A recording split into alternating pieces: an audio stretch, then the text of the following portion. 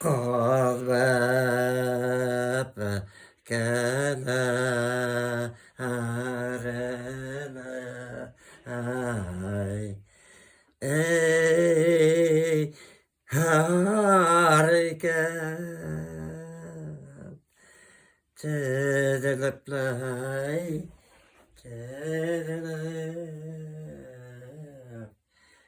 hevha harika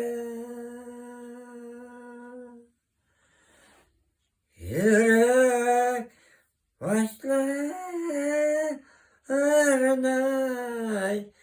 kanalları yürek yürüp çıkan kolayken yürek başlayana kan hüdürüp yürek yürüp çıkan kolayken.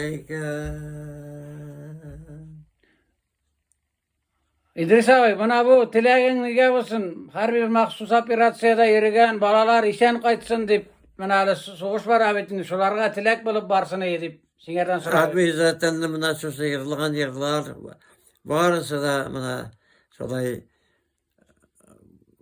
buna Mahsus operatsiyada.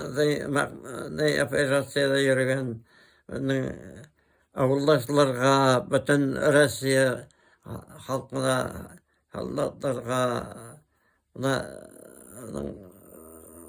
benim birge okuyan dostum Burlağul Yekete Kasayin'in oğlu Ferit benim selamlarını şu fatası bilen topşırdı anam.